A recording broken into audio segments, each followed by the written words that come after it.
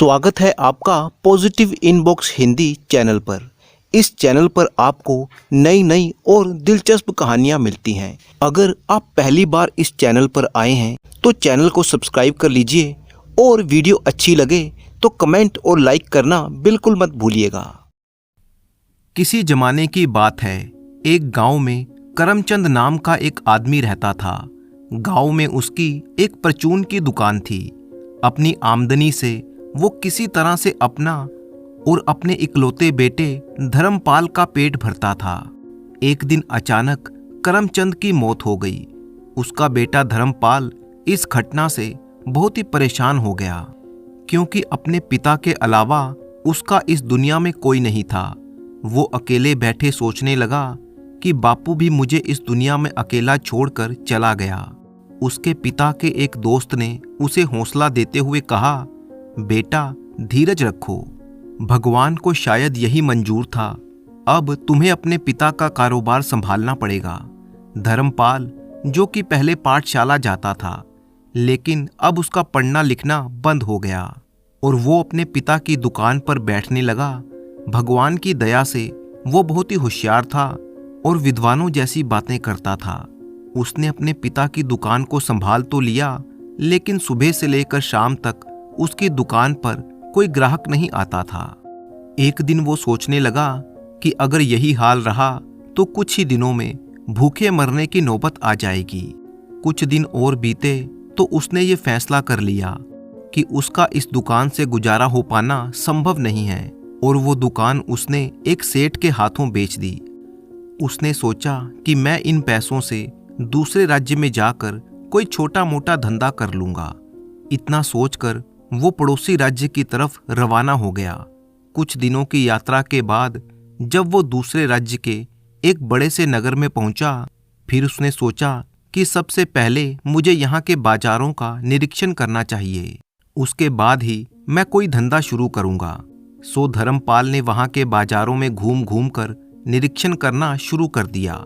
जब वो ये सब कुछ पता लगा रहा था तो उसने महसूस किया कि यहाँ पर तो बहुत ही महंगाई है और मेरे पास जितने भी पैसे थे उनसे कोई भी धंधा शुरू नहीं किया जा सकता।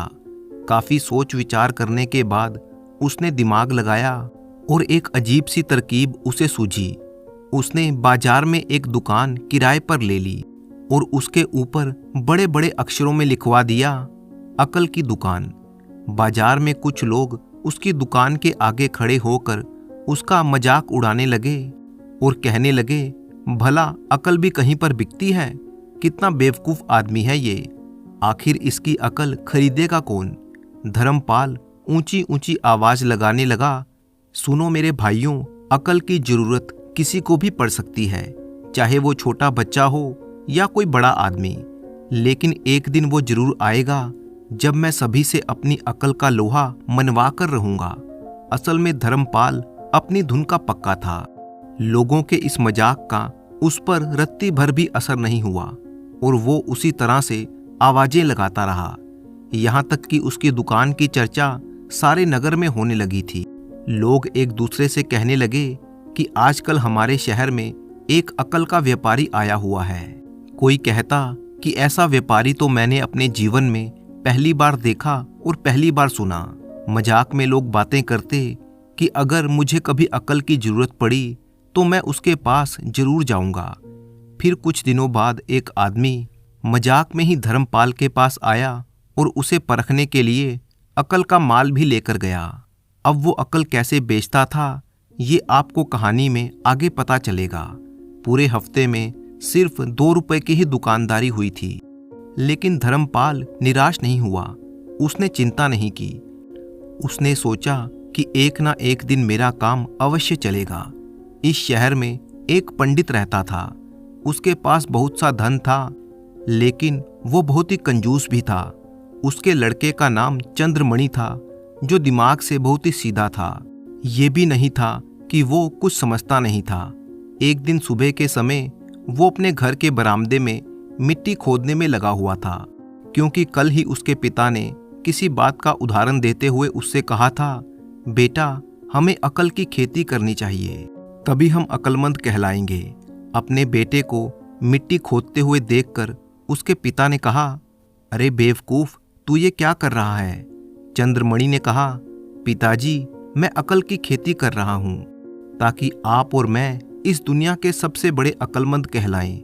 उसके पिता पंडित ने अपना सिर पकड़ लिया और बोला, हे भगवान, पता नहीं कब इसकी अकल की फसल पकेगी। और फिर एक दिन जब चंद्रमणि किसी काम से बाजार में जा रहा था, वो धर्मपाल की दुकान के सामने से निकला। उसने वहां पर लिखा हुआ देखा, अकल की दुकान, तो सोचने लगा, क्यों ना मैं भी भाव पूछ लूं। अगर कुछ सस्ती मिलेगी तो मैं अपने लिए और अपने पिता के लिए ढेर सारी अकल खरीद लूंगा। उसने धर्मपाल से जाकर पूछा, अकल कितने की दी है श्रीमान जी? धर्मपाल ने कहा, मैं अकल तोल कर नहीं देता। हाँ, तुम जितने की कहोगे उतने की दे दूंगा। अब चंद्रमणि सोच में पड़ गया कि मैं कितने की अकल खरीदूं। उसे कुछ समझ में नहीं आ रहा था। कहीं ऐसा ना हो कि महंगी खरीदने पर उसका बापू उसे डांटने लगे। फिर अचानक उसने सोचा, हाँ, क्यों ना पहले सिर्फ एक आने की ही खरीदी जाए। अगर बापू ने इसे सस्ता कहा तो मैं और लेकर जाऊंगा। यहाँ पर अकल कौन सी कम हो जाएगी। चंद्रमणि ने एक आना निकालकर तुरंत धर्मपाल को दे दिया। लो भाई, फिलहाल मुझे एक आने की अकल ही दे दो। अगर आवश्यकता पड़ी तो मैं फिर से ले जाऊंगा।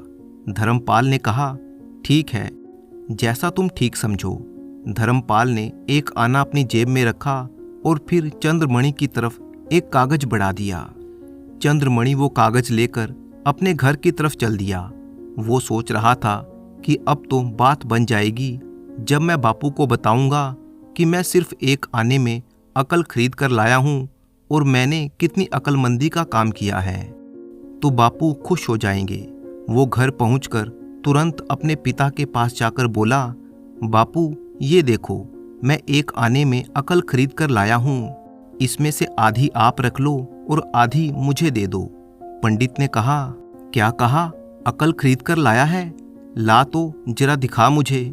जब उसके पिता ने वो कागज देखा तो उस पर कुछ शब्द लिखे हुए थे।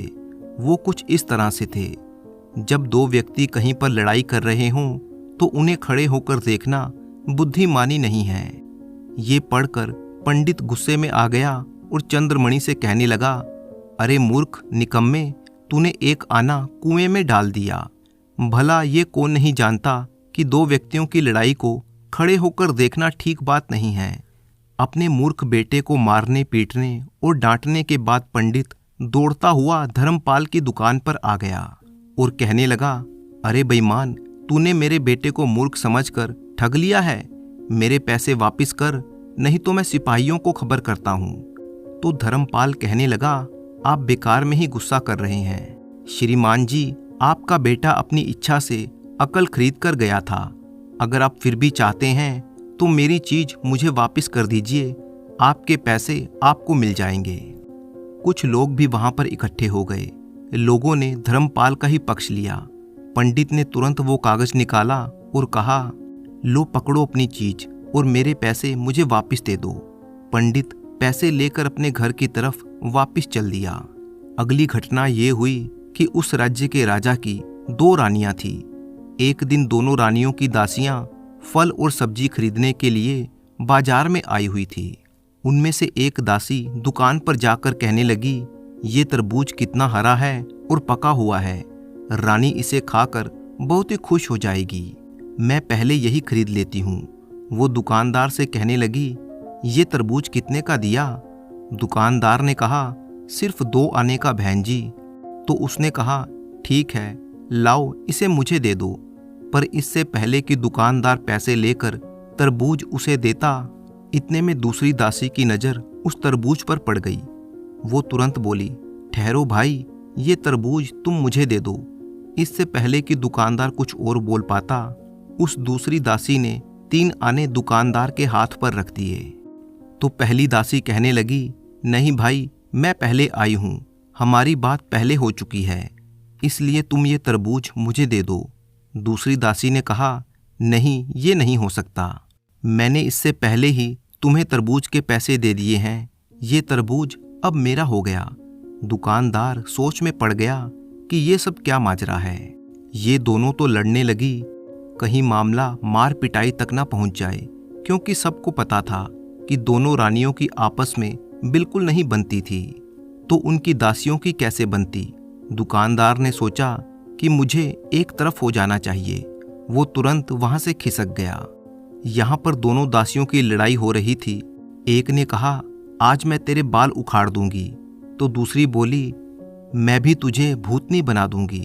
और अब ये हुआ कि पंडित जी का बेटा चंद्रमणि बाजार से गुजर रहा था।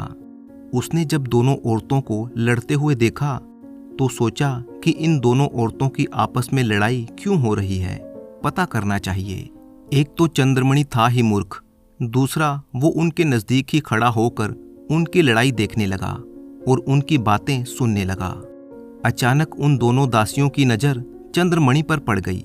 दोनों उसकी तरफ आई और बोली, सुनो पंडित जी, आप हमारे गवाह हो। बीच बाजार में इसने जो मेरी बेइज्जती की है उसकी गवाही आपको ही देनी पड़ेगी। दूसरी दासी ने कहा, पंडित जी, आप मेरे गवाह हो। भगवान के वास्ते आपको रानी के सामने सारी बातें सच सच बतानी पड़ेंगी। मूर्ख चंद्रमणि को कुछ भी समझ में नहीं आ रहा था। उसने अपना सिर हिला दिया और वहां से चला गया। जब दोनों दासियां और चंद्रमणि दुकान से चले गए तो दुकानदार अपनी दुकान पर वापस आ गया और कहने लगा, ये तो अच्छा हुआ, अगर मैंने लड़ाई ना देखने की अकल के व्यापारी धर्मपाल से ना खरीदी होती तो आज मैं चंद्रमणि की जगह पर फंस गया होता। अब ये चंद्रमणि जरूर किसी मुसीबत में फंसेगा। उन दोनों दासियों ने अपनी अपनी रानियों के पास जाकर शिकायत की तो दोनों रानियों ने चंद्रमणि के पास अपना संदेश पत्र के रूप में भेजा। एक पत्र बड़ी रानी की तरफ से लिखा गया था। उसमें लिखा था, अगर तुमने मेरी दासी के पक्ष में गवाही ना दी तो तुम्हारे लिए अच्छा नहीं होगा। और छोटी रानी के पत्र में लिखा था कि तुम्हें मेरी दासी के पक्ष में ही गवाही देनी होगी, नहीं तो तुम कुत्ते की मौत मारे जाओगे। अब तो चंद्रमणि संकट में फंस गया। पिता और पुत्र ने ये सलाह की कि अब उन्हें अकल का व्यापारी धर्मपाल ही इस मुसीबत से निकाल सकता है और उसी से जाकर सलाह लेनी चाहिए, क्योंकि जो अकल उसने लिख कर दी थी वही गलती पंडित के बेटे ने कर ली थी। इसलिए वो दोनों धर्मपाल के पास आ गए। पंडित ने सारा हाल सुनाया। सुनकर धर्मपाल ने कहा, मैं सलाह तो दे दूंगा, लेकिन अब 10 रुपए लगेंगे। पंडित जी ने कहा, मुझे मंजूर है, ये लो 10 रुपए। धर्मपाल ने चंद्रमणि से कहा, सुनो, तुम राजा के सामने पागल जैसे बन जाना और जब वो तुमसे कुछ पूछे तो उल्टा सीधा बोलते हुए ऊट पटांग बातें करते रहना। चंद्रमणि ने उसकी बात मान ली और उसके पिता भी इस बात पर सहमत हो गए। उसके बाद पिता और पुत्र दोनों खुशी खुशी अपने घर वापस आ गए।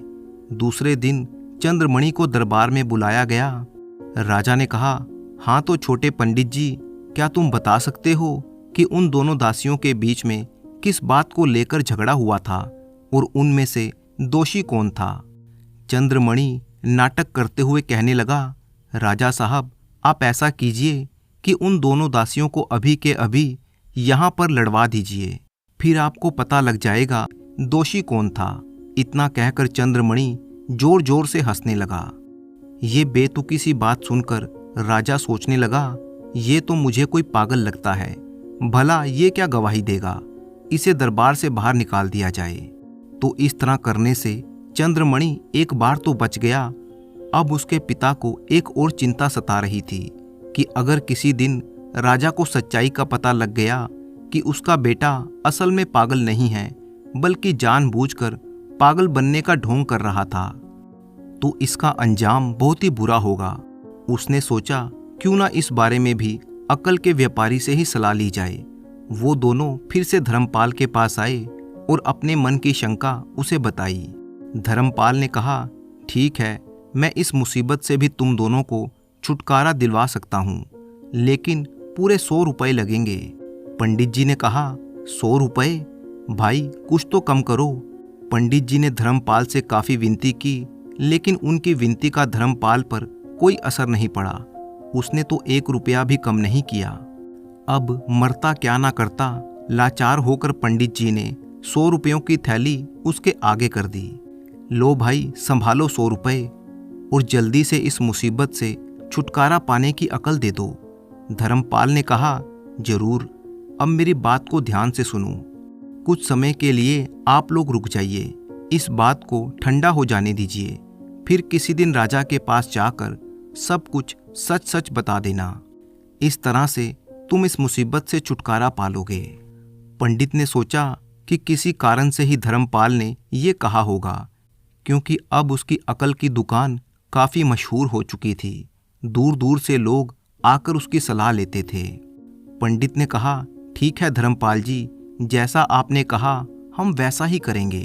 इसके बाद दोनों बाप बेटा घर वापस आ गए और फिर 2 महीने के बाद एक दिन मौका देखकर चंद्रमणि राजा के पास पहुंचा और डरते डरते उसने सारी बात राजा को सच सच बता दी। राजा खुश होकर कहने लगा, बेटा, मैं तुम्हारी अक्लमंदी से बहुत ही खुश हूँ। सचमुच अगर तुमने उस दिन पागलपन का ढोंग नहीं किया होता तो तुम एक ना एक रानी के गुस्से का शिकार जरूर बन जाते। जाओ, मैंने तुम्हें माफ किया। राजा को खुश देखकर चंद्रमणि ने धर्मपाल के बारे में भी राजा को सब कुछ बता दिया। राजा उसकी बातें सुनकर बोला, अच्छा, अगर तुम्हारी कही गई बात सच है तो सचमुच वो आदमी बहुत ही अक्लमंद है। मैं भी उससे अकल खरीदूंगा। अब तुम जा सकते हो। अगले दिन राजा ने धर्मपाल को अपने दरबार में बुलाया। धर्मपाल हाजिर हुआ। राजा ने कहा, सुनो भाई अकल के व्यापारी, मैंने तुम्हारी बहुत ही चर्चा सुनी है। क्या तुम मुझे भी अकल बेच सकते हो?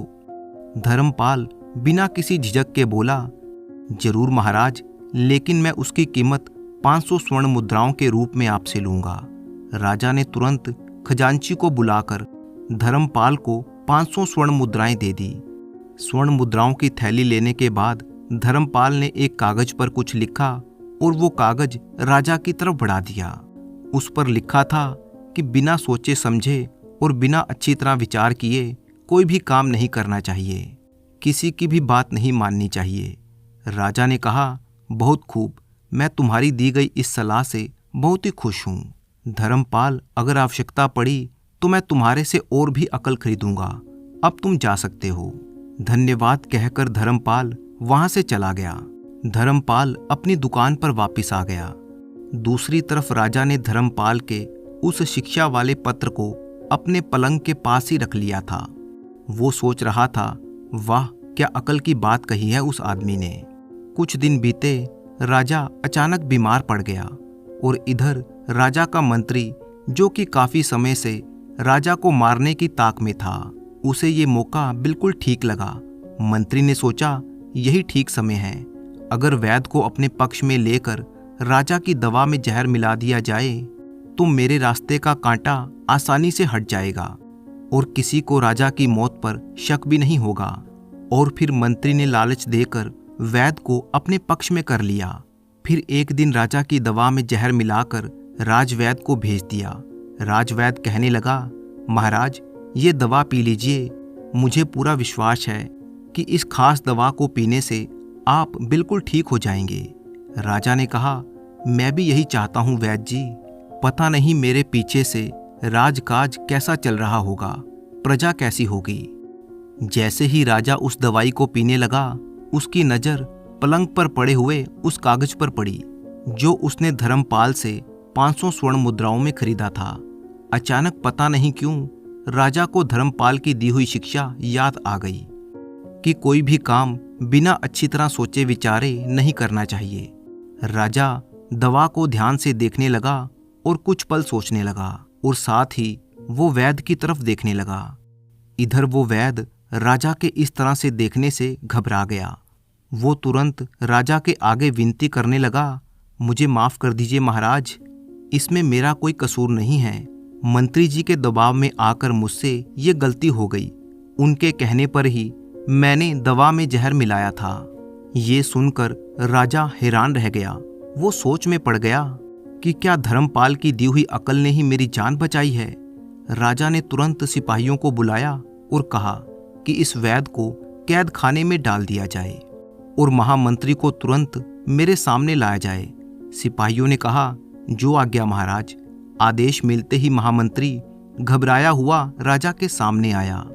आकर उसने कहा, आज्ञा कीजिए महाराज, मेरे लिए क्या आदेश है?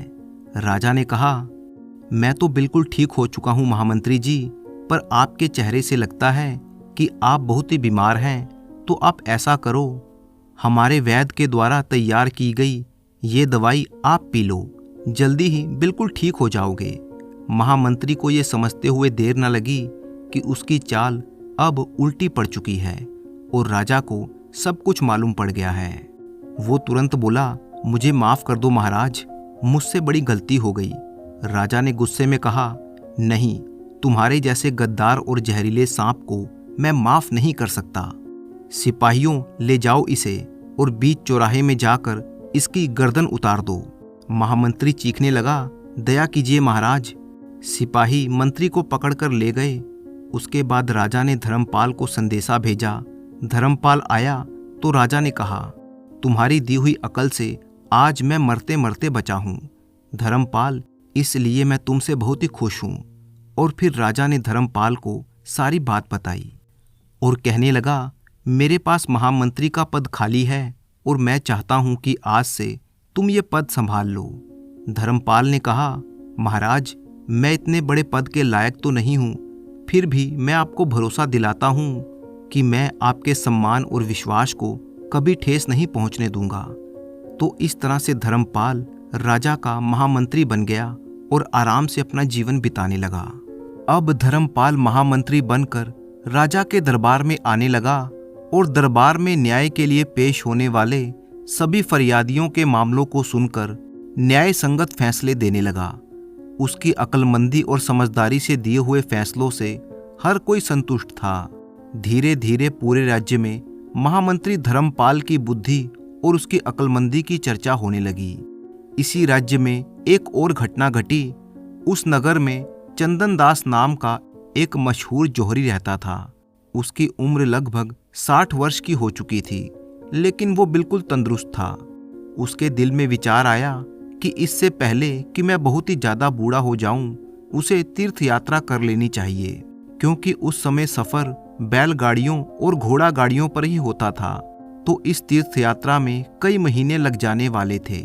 वो सोचने लगा कि पता नहीं तीर्थ यात्रा में मुझे कितने महीने लग जाएं, और इस समय राज्य में चोरियां भी बहुत हो रही हैं। ऐसी हालत में अपने कीमती हीरे दुकान में छोड़कर जाना जोखिम भरा हो सकता है। मुझे अपने कीमती हीरों की सुरक्षा के लिए क्या करना चाहिए? वो ये अभी सोच ही रहा था कि उसके मन में एक तरकीब आई। उसने अपने घर से एक अचार का बर्तन लिया और सोचने लगा कि मैं अपने सारे कीमती हीरे इस अचार के बर्तन में छिपा देता हूँ। भला अगर चोर आ भी गए तो अचार के बर्तन को कौन चोरी करेगा? उसने उस बर्तन में से थोड़ा सा अचार खाली कर दिया और उसमें अपने कीमती हीरे डालकर ऊपर से अचार की एक परत बना दी। वो अपने आप को शाबाशी देते हुए कहने लगा, वाह भाई चंदन दास, तेरी अकल का तो कोई जवाब ही नहीं। लेकिन फिर उसे ख्याल आया कि अभी कुछ ही दिन पहले उसके पड़ोस में चोरी हुई थी, तो चोर खाने पीने की वस्तुएं भी चुरा कर ले गए थे। इसलिए अब वो सोचने लगा कि इस अचार के बर्तन को किसी सुरक्षित जगह पर रखना चाहिए। अभी वो ये सोच ही रहा था, ठीक उसी समय वहां पर एक आदमी आया जिसका नाम चूना लाल था। वो जौहरी चंदन दास का पुराना मित्र था। उसने आकर जौहरी का हालचाल पूछा और उसके हाथ में अचार का बर्तन देखकर कहने लगा, अरे भाई चंदन, क्या तुम हीरों के साथ साथ अचार का व्यापार भी करने लगे? ये सुनकर चंदन सोच में पड़ गया। फिर उसके दिमाग में एक विचार आया। वो सोचने लगा, क्यों ना मैं ये बर्तन चूना लाल के पास रख दूं। वैसे भी सब लोग जानते हैं कि इसके पास चोरी करने लायक कुछ भी नहीं है। ये सोचकर चंदन कहने लगा, चूना लाल, मैं तुम्हें ही याद कर रहा था।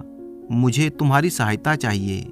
असल में अभी अभी मेरी माँ ने बड़े ही प्यार से मेरे लिए अचार का बर्तन भेजा है और मुझे तीर्थ यात्रा के लिए निकलना है, जिसमें 5 से 6 महीने लग जाएंगे। पिछली बार जब मैं अचार का बर्तन घर छोड़कर गया था तो चूहों ने अचार का बर्तन तोड़ दिया था। तो क्यों ना जब तक मैं वापस आऊं तुम ये बर्तन अपने पास संभाल कर रख लो। चूना लाल ने कहा, बस इतनी सी बात? मैं इस बर्तन को अच्छी तरह से संभाल कर रखूंगा। जौहरी ने धन्यवाद करते हुए चूना लाल को वो बर्तन सौंप दिया। चूना लाल वो बर्तन लेकर अपने घर चला आया। इधर जौहरी चंदन दास बेफिक्र होकर अपनी तीर्थ यात्रा पर निकल गया। बस फिर क्या था, देखते ही देखते 6 महीने बीत गए और चंदन दास अपनी यात्रा पूरी करके अपने घर वापिस आ गया। आते ही उसने ये फैसला किया कि सबसे पहले चूना लाल के पास जाकर अपना अचार ले लूं, मतलब कि अपने हीरे उससे ले लूं। वो तुरंत चूना लाल के घर गया। चूना लाल ने जब उसे देखा तो हैरान होते हुए कहने लगा, अरे भाई चंदन, कब वापिस आए? बस आज ही आया हूँ। इतना कहकर चंदन ने मुद्दे की बात की। अच्छा, वैसे मेरा अचार वाला बर्तन? चूना लाल खुश होकर कहने लगा, हाँ भाई हाँ, वो तुम्हारी अमानत है। जैसे तुमने दिया था मैंने वैसे ही रखा हुआ है। ये कहकर उसने अचार वाला बर्तन जौहरी चंदन को दे दिया। चंदन दास ने बर्तन को बड़े ही ध्यान से देखा, उसे जांचा और फिर चूना लाल का धन्यवाद करते हुए अपने घर वापस आ गया। क्योंकि वो बर्तन चूना लाल के सामने नहीं खोल सकता था, इसलिए जैसे ही वो घर वापस आया उसने अचार के बर्तन को पलटकर देखा तो उसमें से सिर्फ अचार ही निकला। वो घबरा गया, ये क्या, इसमें तो सिर्फ अचार है, मेरे हीरे कहाँ पर गए? जरूर उस चूना लाल ने इसमें से हीरे निकाल लिए होंगे और मुझे चूना लगा दिया। वो तुरंत गुस्से से भरा हुआ चूना लाल के घर पहुंचा और पूछने लगा, चूना लाल, इस अचार के बर्तन में तो सिर्फ अचार ही निकला है। चूना लाल हंसते हुए कहने लगा, भाई चंदन, अचार के बर्तन में से अचार नहीं तो क्या हीरे मोती निकलेंगे? ये सुनकर जौहरी खींच गया और बोला, झूठ मत बोलो, इस बर्तन में अचार की परत के नीचे मैंने हीरे रखे हुए थे, वो कहाँ गए?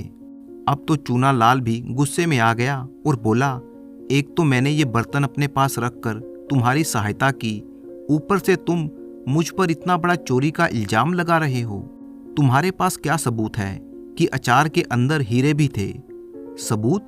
वो तो मैं अब राजा के दरबार में ही दूंगा, चलो मेरे साथ। जौहरी चूना लाल को लेकर राजा के पास पहुंचा। वो दरबार में पहुंचकर कहने लगा, महाराज, मेरे साथ धोखा हुआ है। बात यह है कि इस चूना लाल ने मुझे चूना लगाया है। ये कहकर जौहरी चंदन ने सारी बात राजा को बता दी और फिर आखिर में कहा, महाराज, जब मैंने घर आकर ये बर्तन पलटा तो देखा कि इसमें हीरे नहीं थे। चूना लाल तुरंत बोला, महाराज, इस अचार में अचार के अलावा और कुछ नहीं था, ये झूठ बोल रहा है। ये सुनकर वहां पर बैठा हुआ महामंत्री धर्मपाल बोल उठा, चंदन दास जौहरी, क्या तुम्हारे पास ये साबित करने के लिए कोई सबूत या कोई गवाह है कि इस बर्तन के अंदर हीरे भी थे? नहीं महामंत्री जी, वो तो मेरे पास नहीं है, पर मुझे विश्वास है कि आप मुझे न्याय देंगे। धर्मपाल महामंत्री ने कहा, किस बात का इंसाफ? बिना सबूत के हम किसी नतीजे पर नहीं पहुंच सकते। जाओ, घर जाकर अपना अचार खाओ। ये सुनकर जैसे चंदन की सारी उम्मीद टूट गई और चूना लाल मन ही मन में सुख की सांस लेने लगा। उसके चेहरे पर एक मुस्कुराहट सी आ गई। वो मन ही मन में कहने लगा, चलो अच्छा ही हुआ, बला टली। इधर महामंत्री धर्मपाल चूना लाल के चेहरे के हाव भाव को बड़े ही ध्यान से देख रहा था। वो इतनी आसानी से हार मानने वालों में से नहीं था। कुछ सोचकर महामंत्री ने कहा, महाराज, सबूत ना होने के कारण किसी अपराधी को छोड़ा नहीं जा सकता। राजा ने कहा, तो ठीक है, तुम ही ये साबित कर दो कि हीरे कहाँ पर हैं। धर्मपाल ने कहा, बिल्कुल महाराज, मैं इस काम के लिए अपने रसोइये को बुलाने की आज्ञा चाहता हूँ। ये सुनकर सभी हैरान थे। राजा ने कहा, ठीक है, रसोइये को पेश किया जाए। अब धर्मपाल ने चूना लाल की तरफ देखते हुए कहा, चूना लाल, क्या ये वही बर्तन है जो चंदन दास ने तुम्हें दिया था? चूना लाल ने तुरंत कहा, जी हाँ बिल्कुल, देखिए जैसा था बिल्कुल वैसा ही है। धर्मपाल ने पूछा, क्या तुमने इसमें से अचार चखा नहीं था? नहीं नहीं, ये आप क्या कह रहे हैं? मैंने तो इस बर्तन की तरफ वापस मुड़कर देखा तक नहीं। तो फिर अपने बयान पर कायम रहना। और फिर महामंत्री धर्मपाल ने वो बर्तन रसोइये को दिया और कहा, रसोइये महाशय, क्या तुम ये अचार थोड़ा सा चख सकते हो? रसोइये ने वो अचार चखा और बोला, ये अचार तो बहुत ही बढ़िया है। धर्मपाल ने कहा, एक रसोइया होने के नाते तुम्हें क्या लगता है ये अचार कितना पुराना होगा? वो बोला, मेरे अनुमान के मुताबिक ये अचार लगभग 2 महीने पुराना है, इससे ज़्यादा नहीं, क्योंकि अचार ज़्यादा समय नहीं निकाल सकता, वो पड़ा पड़ा खराब हो जाता है। ये बात सुनकर चूनालाल के पसीने छूट गए। वो घबरा कर बोला, क्या मतलब है? इससे आप क्या साबित करना चाहते हैं? धर्मपाल ने मुस्कुराते हुए कहा, जैसा कि हम सब जानते हैं कि चंदन दास जौहरी ने ये बर्तन लगभग 6 महीने पहले चूनालाल को दिया था। अगर चूनालाल ने इस बर्तन को ना ही छुआ और ना ही देखा, तो फिर इसमें 2 महीने पुराना अचार कैसे आ गया? इसका सीधा सा अर्थ ये है कि इस बर्तन का अचार लगभग 1.5 या 2 महीने पहले बदला गया है। मतलब कि चूनालाल ने जौहरी को चूना लगाया है। ये सुनकर चूनालाल को समझ में आ गया कि उसकी चोरी पकड़ी गई है। तब धर्मपाल ने कहा, अब सच सच बता दो चूनालाल, नहीं तो हमारे पास सच उगलवाने के और भी बहुत से तरीके हैं। चूनालाल गिड़गिड़ाते हुए कहने लगा, मुझे माफ़ कर दो महाराज, असल में मेरा हीरों को चोरी करने का कोई इरादा नहीं था, ना ही मुझे ये पता था कि इस अचार के बर्तन में हीरे हैं। दरअसल उस दिन मेरे घर में अचार खत्म हो गया था और मैंने सोचा कि अचार के बिना दाल चावल खाने का क्या मज़ा। फिर अचानक मुझे याद आया कि चंदन के दिए हुए अचार के बर्तन में से एक अचार का टुकड़ा ले लूं, इससे क्या फ़र्क पड़ेगा। लेकिन जब मैंने बर्तन को हिलाया और चम्मच से थोड़ा सा अचार निकाल कर देखा तो उसमें से हीरा निकल आया। ये देखकर मेरे मन में लालच आ गया और मैंने वो बर्तन वहीं पर पलट दिया। उसमें कई हीरे निकले। मैंने सोचा कि मेरी तो किस्मत जाग गई। अब क्योंकि पुराना अचार मैं पलट चुका था और इस वजह से वो खराब हो चुका था, तो मैंने उस बर्तन में नया अचार लाकर डाल दिया। मुझे माफ़ कर दीजिए महामंत्री जी। महामंत्री ने कहा, ठीक है, अब चुपचाप जौहरी चंदन दास के सारे हीरे वापस कर दो। अगर आगे से तुमने किसी को चूना लगाया तो तुम्हारी खैर नहीं। इस तरह से महामंत्री धर्मपाल की चतुराई देखकर वहां पर मौजूद सभी लोग उसकी प्रशंसा करने लगे। राजा की नज़रों में अब धर्मपाल की इज्जत पहले से भी ज़्यादा बढ़ चुकी थी। आगे चलकर धर्मपाल कई सालों तक राजा का महामंत्री बना रहा और इस तरह से उसने अपने राज्य की सेवा की। तो दोस्तों, मुझे पूरी उम्मीद है कि आपको ये कहानी बहुत ही पसंद आई होगी। तो इसी तरह की मज़ेदार कहानियाँ देखने के लिए आप चैनल को सब्सक्राइब कर लीजिए। कहानी अगर आपको अच्छी लगी तो इसे लाइक कीजिए, क्योंकि आपका एक एक लाइक हमारा हौसला बढ़ाता है। और साथ ही साथ अपने अच्छे अच्छे कमेंट करना बिल्कुल मत भूलिएगा। कमेंट बॉक्स में अपने नाम के साथ अपने शहर का नाम भी लिखें। तो मिलते हैं आपसे किसी अगली कहानी में। तब तक के लिए अपने दोस्त राणा मंजीत सिंह को अनुमति दीजिए।